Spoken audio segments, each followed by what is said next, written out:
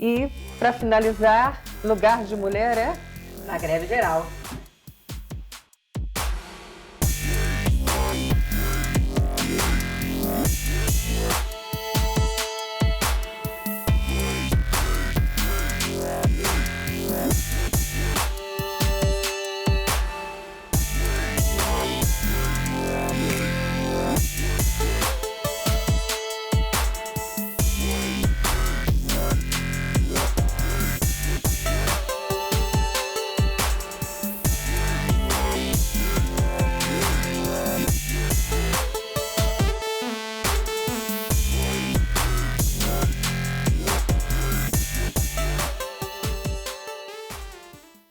Boa noite, companheiros, companheiras, camaradas. Estamos aqui mais uma vez com o programa Lugar de Mulher e hoje continuamos com a Keitilane Paiva. Keitilane Paiva nasceu e cresceu no subúrbio carioca. Professora de artes do Colune, Colégio Universitário da UF. Mestre em artes pela UERJ e doutora em artes visuais pela UFRJ. Kate foi dirigente sindical da ADUF, o Sindicato dos Professores da UF, e é dirigente nacional da corrente sindical Unidade Classista.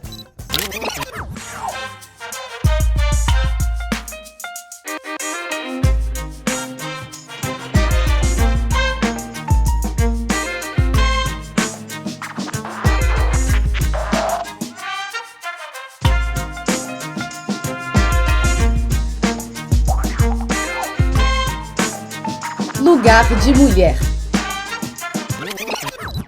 Kate, no último programa nós falamos sobre a questão da educação na esfera federal, dos ataques que a classe trabalhadora vem sofrendo.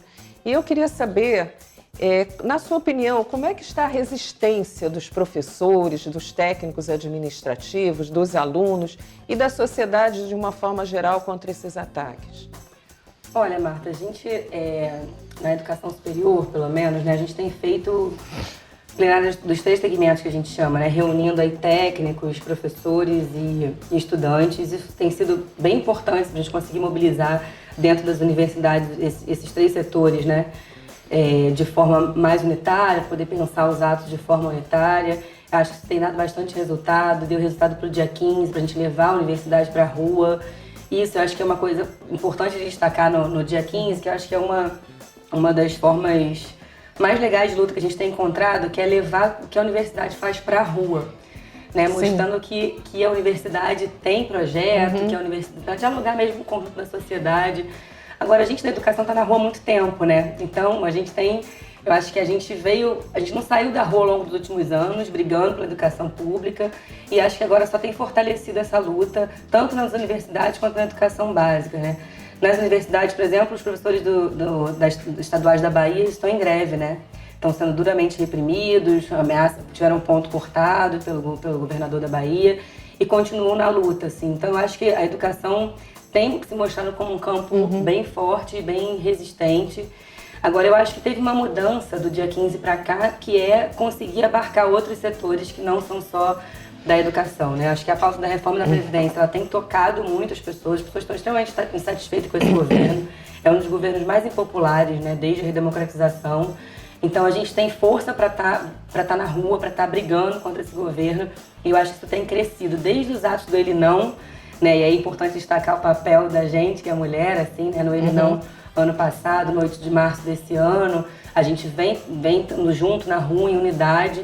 Então, eu acho que a resistência tem crescido entre, não só a educação, mas entre outros setores da sociedade.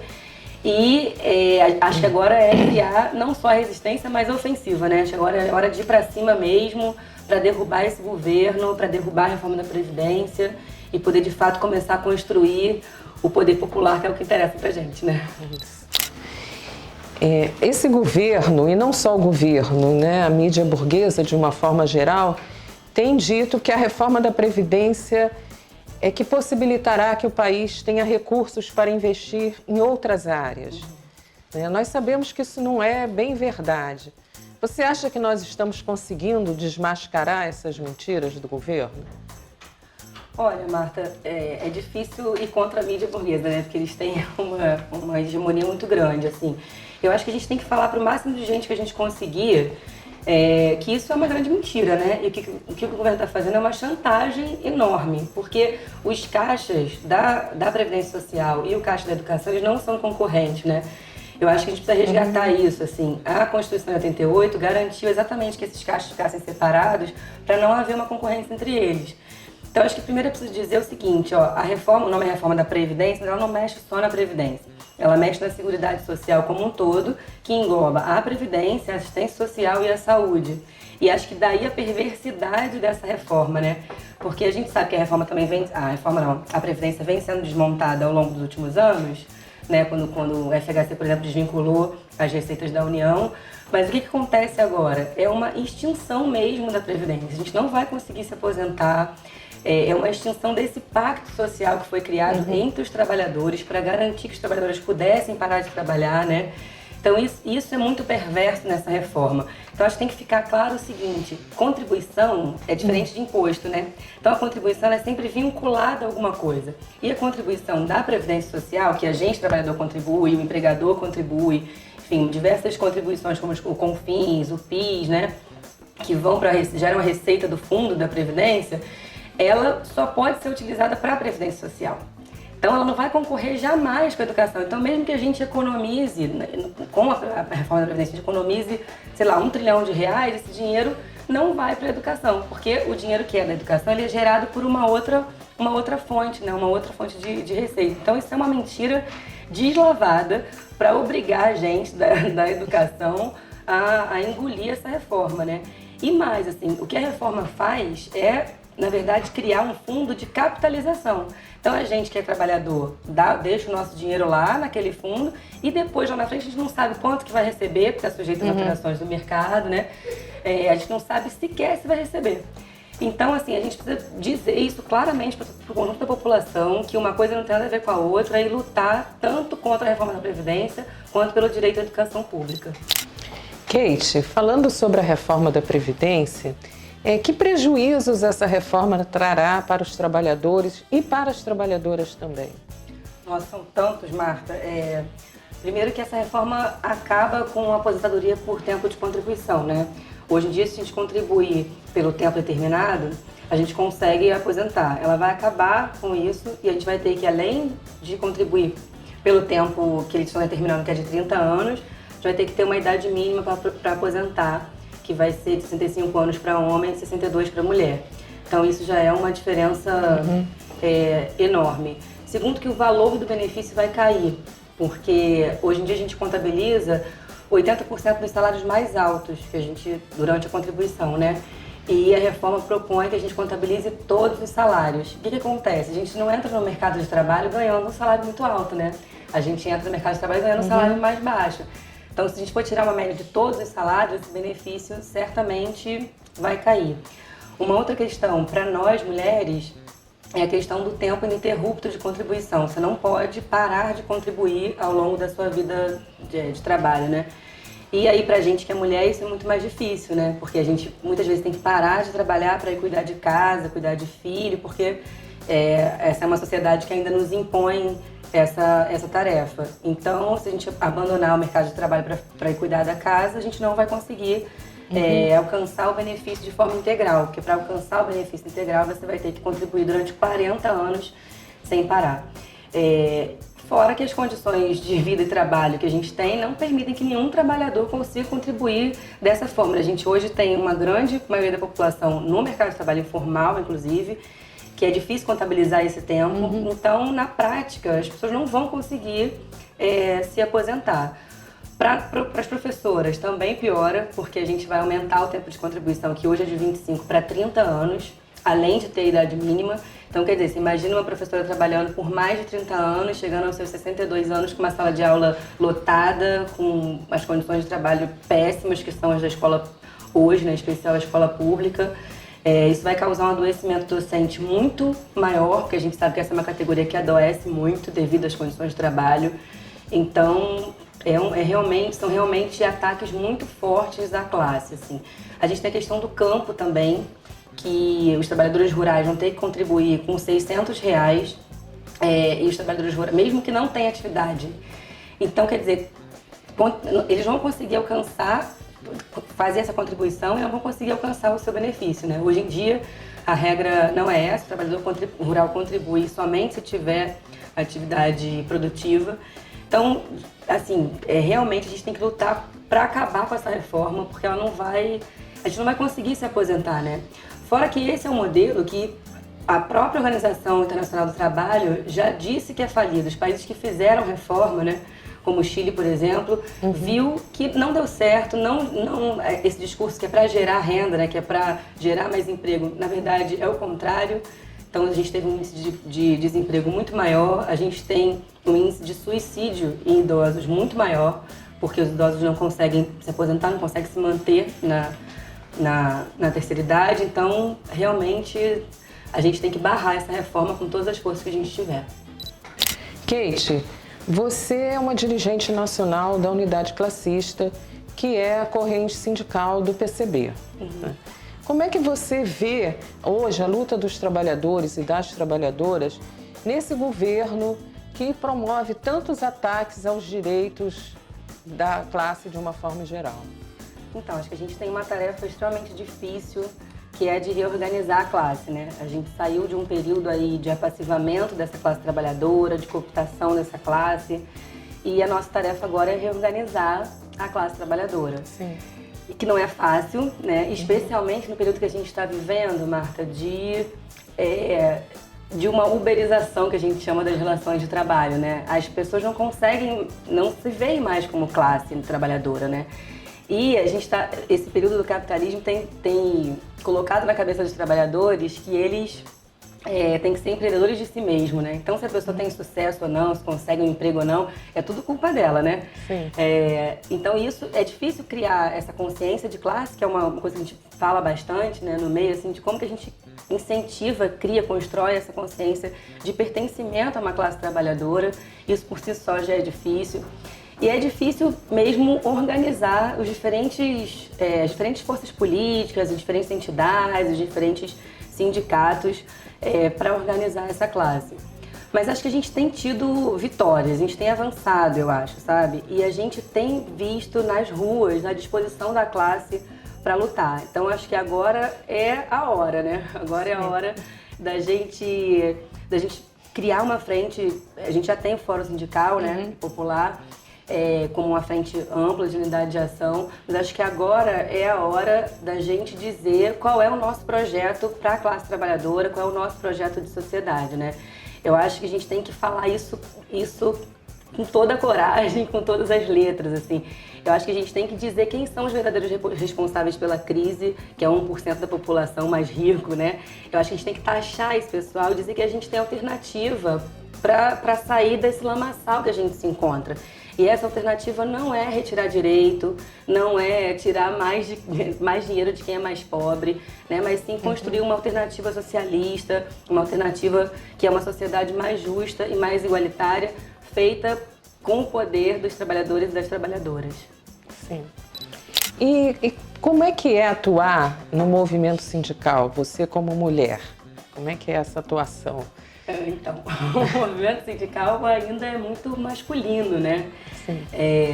A gente teve no Andes, no início do ano, o Congresso do Andes aprovou, agora o Andes é um sindicato que tem 40 anos, aprovou a paridade de gênero para a composição da diretoria nacional. Quer dizer, agora, né? 40 anos depois, assim.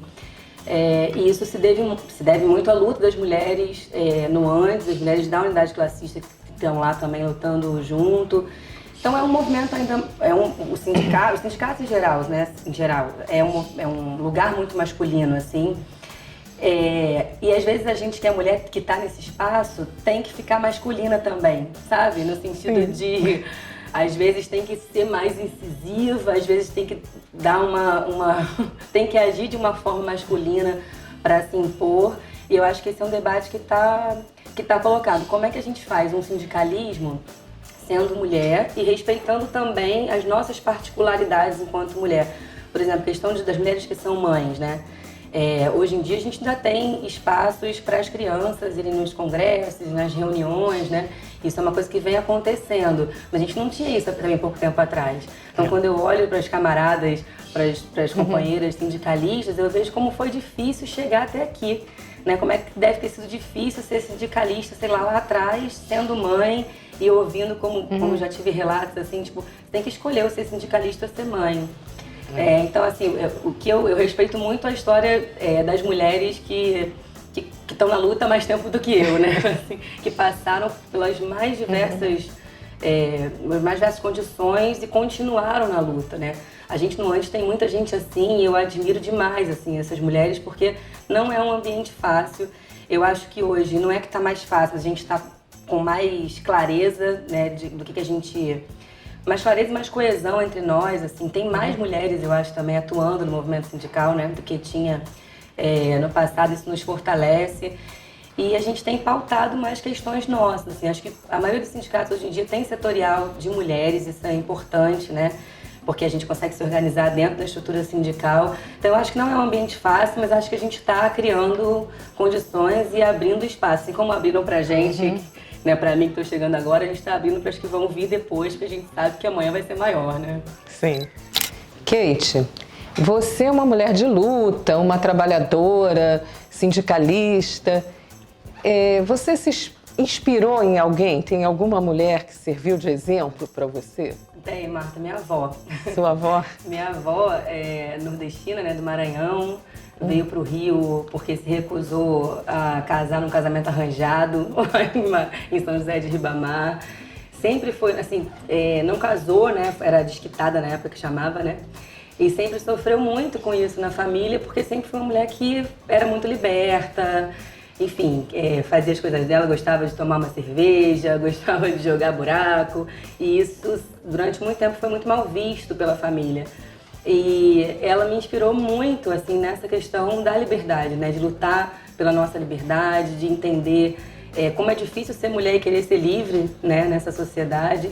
Então ela realmente não era uma militante, mas era uma trabalhadora que me inspirou muito, assim. Sim. E deixa uma mensagem para as trabalhadoras que estão nos assistindo, para a mulher trabalhadora. Nesse momento tão difícil, né, que nós estamos vivendo, qual uma mensagem que podemos deixar para elas? Então, acho que nesse momento a primeira não seria uma mensagem, seria agradecer, assim.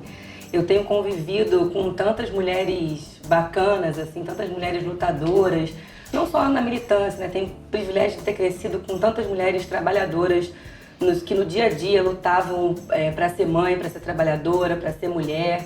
Então acho que primeiro é agradecer, assim, e agradecer as mulheres que estão no movimento sindical, com quem eu aprendo muito, assim. Eu tô há pouco tempo, né? Tô há pouco tempo organizada, tô há pouco tempo no movimento sindical, desde 2013. Então, para mim tem sido muito importante, um aprendizado muito importante ver a história dessas mulheres e como elas têm contribuído para a luta das trabalhadoras no Brasil, assim. E segundo, dizer que pra gente ficar junta, pra gente cuidar uma da outra, pra gente continuar com a coragem que a gente tem. Acho que as mulheres elas são a ponta de lança de várias lutas ao longo da história, né? Foram as primeiras a fazer greve, na greve em 1917, que resultou na Revolução Socialista na Rússia. Fizeram uma greve aqui no Brasil também há 102 anos atrás, que deu na primeira greve geral no Brasil. Então a gente que é mulher tem muita coragem, tem muita disposição para a luta, e acho que nesse momento a gente estar junto com todas as mulheres que defendem a classe trabalhadora. E estar na rua, estar na luta, sabendo que a gente é revolucionária. Eu acho que a gente não pode esquecer disso. Acho que as mulheres que querem um amanhã melhor, que querem construir uma sociedade mais justa e mais igualitária, a gente não pode se furtar de se chamar de revolucionária.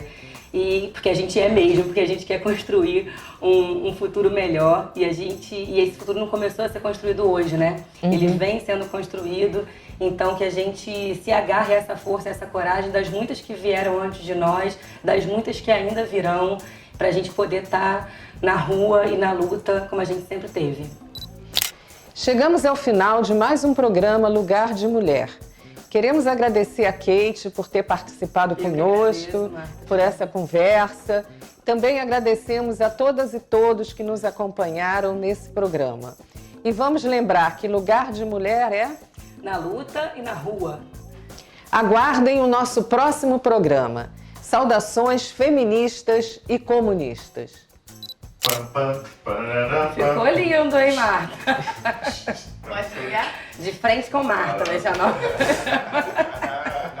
Uma fruta, um lugar, uma cor. Show. Pode tirar aí? Tem que tirar, né? Pode. Tem que desligar. Não tem que desligar primeiro? E eu gostei, viu, gente? Eu gostei fotos do nosso Vou making só off. parar de fazer postinha. Chique, né? A musiquinha também ficou boa, né?